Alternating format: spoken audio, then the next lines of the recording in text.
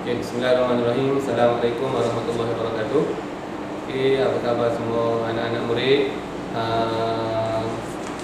Sebelum tu saya ucapkan selamat Hari Raya Aidilfitri Maaf Zahir dan Batin terlebih dahulu. Untuk sesi kali ini, inilah kali pertama yang Ustaz akan ajarkan kepada kamu secara online. Okay, hari ini Ustaz akan ajar kamu subjek Tauhid. Okay, kita tengok dulu buku Tauhid. Dah berapa lama dah kita tinggal petak ni. Okey, untuk kali ni Ustaz akan flashback dulu. Sebab Ustaz baru ajar kamu tentang tajuk kedua daripada buku Tauhid tahun 4. Tajuk kedua. Okey, kita flashback balik. Masih ingatkan lagi? Okey, untuk yang pertama, pelajaran kedua, beriman kepada qada dan qadar. Apa? Beriman kepada qada dan qadar. Sebagaimana yang kamu tahu, bila sebut beriman kepada qada dia akan ada pengertian. Saya telah minta kamu untuk menghafal sebelum ni di dalam kelas di sekolah. Adakah kamu masih lagi ingat ataupun dah lupa dah? Try masing-masing. Okey, qada. Okey, qada, pengertian qada. Qada ialah pelaksanaan, pertimbangan, peraturan atau hukum yang telah ditetapkan oleh Allah sejak azali terhadap makhluk. Sekali lagi, qada ialah pelaksanaan, pertimbangan, peraturan atau hukum yang telah ditetapkan oleh Allah sejak azali terhadap makhluk. Okey. Sekali lagi, qada ialah pelaksanaan, pertimbangan, peraturan atau hukum yang telah ditetapkan oleh Allah sejak azali terhadap makhluk. Alhamdulillah. Okey, itu adalah qada. Pengertian qada. Bila ada pengertian, dia ada contoh dia. Kita flashback dulu. Contoh qada ada 3. Pertama, kejadian siang malam. Yang kedua, kejadian lupa paras. Yang ketiga, ajal maut. Yang ni biasanya ustaz yang selalu soal dalam kelas. Kamu kena jawab dahulu sebelum kamu duduk. Harap kamu masih lagi ingat. Okey, apa dia punya contoh qada itu tadi? Ada 3. Pertama, kejadian siang dan malam. Yang kedua, kejadian lupa paras. Yang ketiga, ajal maut. Okey, itu untuk pengertian qada. Okay, next kita tengok pengertian qada. Ini sebagai ulangan sahaja. Okey, pengertian qada. Masih ingat lagi? Korek kali. Ingat ke tak? Qada. Qada ialah ketetapan terhadap sesuatu perancangan, peraturan atau hukum yang telah ditentukan oleh Allah sejak azali terhadap makhluk. Okey? Okey, sekali lagi. Qada ialah ketetapan terhadap sesuatu perancangan, peraturan atau hukum yang telah ditentukan oleh Allah sejak azali terhadap makhluk. Boleh? Sekali lagi kita ambil angka 3 kali ulang. Okey. Qada ialah ketetapan terhadap sesuatu perancangan, peraturan atau hukum yang telah ditentukan oleh Allah sejak azali terhadap makhluk. Sekarang murid-murid kita semua dah dapat ingat kembali apa yang telah Ustaz ajarkan di dalam kelas. Okey, bila sebut contoh pengertian, dia ada contohnya. Sama macam pengertian qada tadi ada contoh. Okey, yang ni pun ada 3. Yang pertama contohnya apa? Yang pertama contohnya berlaku peristiwa, contoh macam apa? Kemalangan. Yang kedua, berjaya dalam peperiksaan. Yang ketiga, kematian. Itu 3 sahaja contoh qada. Ni pun kita dah baca dalam kelas tu. Sekadar Ustaz nak tarik kembali apa yang kita telah belajar. Ustaz dah ajar dalam kelas tentang dalil, qada dan qadar, jenis-jenis qada dan qadar. Masih ingat lagi tak jenis-jenis qada dan qadar? Jenis-jenis qada. Jenis qada terbahagi kepada berapa? Qada terbahagi kepada 2. Pertama qada apa? Pertama qada mu'allaq, kedua qada mubrah. Pertama qada mu'allaq, kedua qada mubrah. Okey, try tengok dalam buku balik mana kodok yang boleh berubah dan mana satu kodok yang tak boleh berubah. Ni kena study sikit balik. Apa contoh-contohnya? Ini tak nak ajar ni, just nak ingatkan kembali. Okey, seterusnya kita dah belajar tentang perkara yang berkaitan dengan kodok dan qadar. Kita belajar tentang apa? Sebelum ni perkara yang berkaitan dengan kodok dan qadar yang saya dah pernah tulis dalam kelas. Pertama apa? Bila berkaitan kodok qadar, dia ada usaha, dia ada doa, dia ada tawakal. Lepas tawakal sama ada benda tu baik atau buruk, kita kena redha. Ada berapa semua tu? Ada, tak silap ustaz, ada 6. Pertama sekali yang di batang putih yang Ustaz sempat tulis 3 saja, dia ada panjang di bawah. Cuma Ustaz bercakap ini nak ajar 3 ni saja dahulu untuk bagi penerangan. Okey, pertama sekali ni baru nak masuk tentang tajuk subtajuk yang Ustaz nak jelaskan pada hari ini. Okey, masuk pertama perkara yang berkaitan dengan kodok dan qadar ni dia ada 6. Hari ini Ustaz dah buat dia punya lakaran di batang putih 3 saja. Pertama usaha. Seterusnya lepas usaha kita kena berdoa. Lepas berdoa kita kena bertawakal. Bahawa tawakal ni lepas sesuatu benda kita buat, sama ada beroleh berita baik atau berita buruk, sama ada berjaya atau tidak berjaya, yang lebihnya kita kena redha dah sekali. Itulah yang paling tinggi sekali. Bila kita beriman dengan qada dan qadar, kita tidak akan salahkan sesiapa. Sebab sesuatu perkara yang terjadi semestinya datang daripada Allah. Okey, kita masuk satu-satu tajuk. Tajuk lagi kepada perkara berkaitan dengan qada dan qadar. Okey, yang pertama usaha. Apa itu usaha? Kalau kamu nak tengok dalam buku teks, boleh buka muka surat 15 insya-Allah. Sebelum ni Ustaz dah suruh kamu tulis dalam buku tulis. Hari ni Ustaz just bagi penerangan saja. Okey, usaha. Apa itu usaha? Okey. Yang pertama, manusia wajib berusaha dan berikhtiar untuk mendapat kejayaan di dunia dan di akhirat. Setiap orang, tak kira sesiapa pun, kena ada usaha. Sehingga kita nak makan sekalipun kita kena usaha. Daripada tempat duduk kena usaha untuk bangun, kena usaha berjalan, usaha pergi ambil makanan, usaha ambil makanan dan usahakan masuk dalam mulut kita. Tu pun dah dikira usaha. Tak ada sesuatu benda kita minta terus je dapat. Kena usaha dan ikhtiar. Kalau sakit, usahanya apa? Usaha pergi ke klinik dan ikhtiar kita dengan cara mendapatkan rawatan.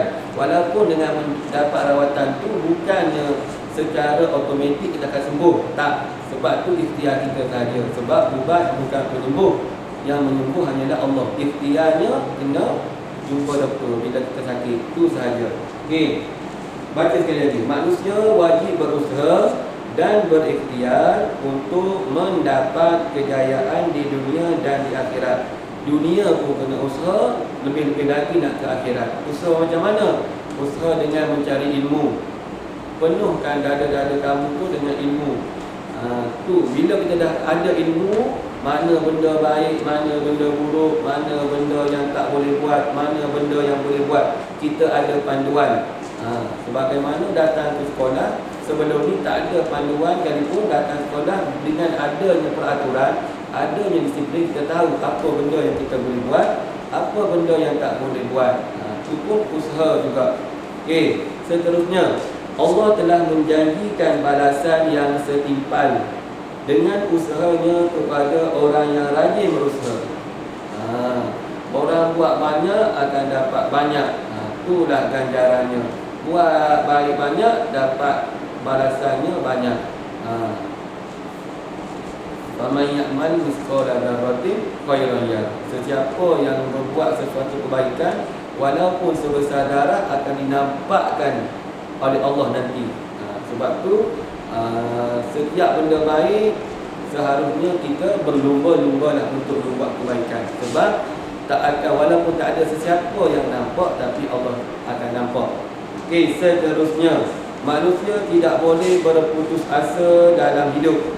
Manusia tidak boleh berputus asa dalam hidup.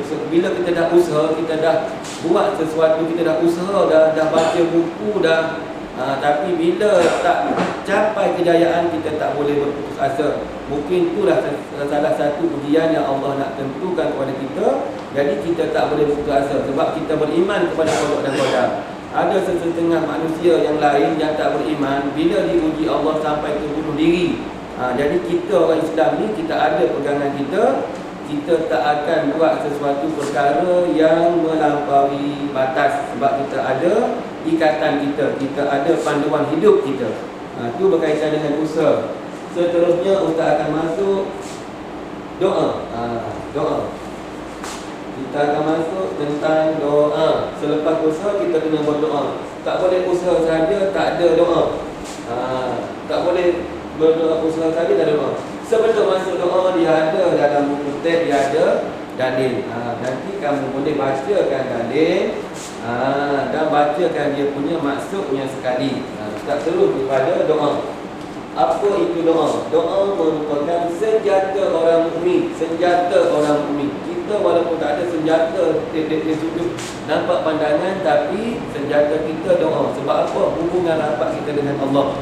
Kita boleh minta apa sahaja dan kita minta Allah makbulkan segala doa yang kita minta. Yang kedua, sebagai hamba, kita hendaklah berdoa kepada Allah Subhanahu Wa Taala. Kita hamba kena minta kepada Allah. Dia Tuhan kita. Kita minta Dia Maha Kaya. Dengan kita minta tidak akan menurunkan darjatnya yang Maha Kaya. Kita hamba, kita yang lemah, kita yang hina, mintalah dengan Allah. Seterusnya, Allah menuntut hamba-Nya supaya memperbanyakkan berdoa. Jangan hanya sekadar selepas solat berdoa. Kita boleh berdoa di lain-lain waktu lagi. Seterusnya, orang yang selalu berdoa akan disayangi Allah dan Rasul-Nya.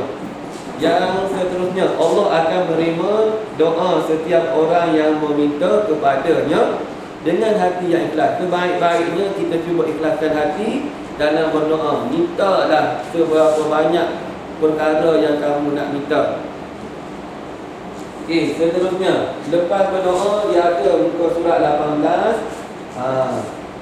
iaitu dalil pasal berdoa ni. Okey, saya akan baca terlebih dulu, kamu boleh rujuk buku teks. Sabda Rasulullah sallallahu alaihi wasallam, la yuradul qada'u illa bid-du'a. Riwayat Tirmizi. Artinya, tidak ada yang boleh menolak qada kecuali dengan berdoa. Jadi kita boleh meminta apa sahaja kepada Allah Subhanahu Wa Taala. Kita perbanyakkanlah berdoa.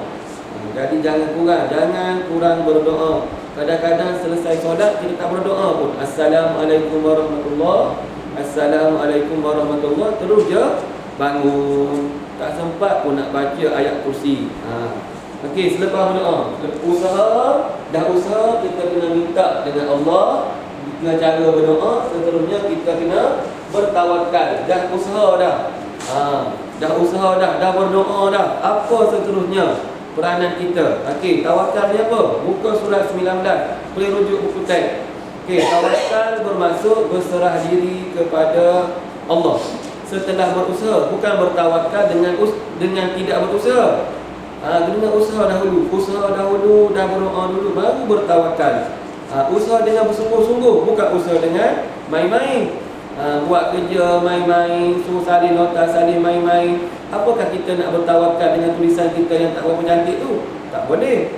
Bila kita buat sesuatu benda, kita kena buat secara bersungguh-sungguh. Okey, yang kedua, Allah tempat kita memohon pertolongan. Tak ada yang boleh menolong kita yang secara sepenuhnya kecuali Allah.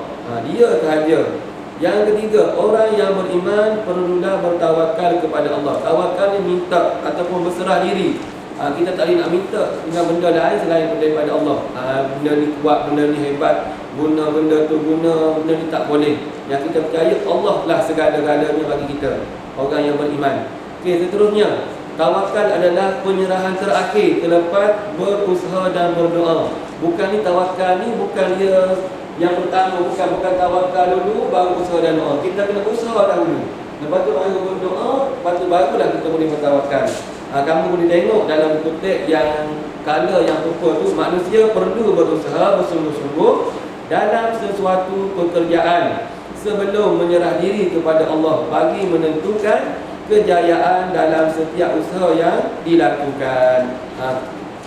Pendek katanya, nak bertawakal tu kita perlu berusaha dan berdoa terlebih dahulu. Kita tengoklah sekali untuk hari ini, muka surat 20, iaitu dalil pasal bertawakal. Okey, Ustaz baca, kamu boleh rujuk dalam teks. Okey, bismillahirrahmanirrahim. Fa idza azamta fatawakkal 'ala Allah, innallaha yuhibbul mutawakkilin. Surah Ali Imran ayat 159, artinya, kemudian apabila kamu telah berazam, maka bertawakallah kepada Allah. Sesungguhnya Allah menyukai orang-orang yang bertawakal kepadanya. Okey, sesuatu gerak kerja kita akan mula dengan usaha dahulu. Lepas tu kita akan berdoa dan kita akan menyerahkan sepenuhnya kepada Allah. Nanti Ustaz akan sambung pelajaran seterusnya nanti. Sambung daripada tawakal. Walaupun benda itu berjaya, tidak berjaya, baik atau buruk, dah sekali kita kena reda dengan ketentuan yang Allah telah tentukan. Okey, untuk setelah hari ini kamu boleh tengok ni, dan juga usaha kamu telah salin sebelum ni. Jadi kamu hanya perlu buat nota ringkas untuk doa dan tawakal saja. Kamu tulis dalam buku, tulis kamu, tulis tarikh, tulis subjek, dan tulis perkara berkaitan dengan qada dan qadar, tulis doa, dan tulis yang muka surat 17 untuk doa, dan juga tawakal muka surat 19. Itu sahaja untuk latihan yang kamu perlu siapkan dalam buku tulis. Ustaz harap dengan sedikit perkongsian yang Ustaz sampaikan pada pagi ini dapat memahamkan segala permasalahan yang berkaitan dengan usaha, doa dan tawakal. Jadi Ustaz harap kamu dapat membuat kerja yang telah diberikan, iaitu menyalin nota dalam buku tulis, dan pastikan tulis dengan tulisan yang cantik, dan dapat menyiapkan pada masa yang ditetapkan. Okey, itu sahaja daripada Ustaz untuk kali ini. Ustaz harap kamu semua sihat-sihat dan tidak Ustaz harap kamu semua sihat semua. Okey, itu saja. Assalamualaikum warahmatullahi wabarakatuh.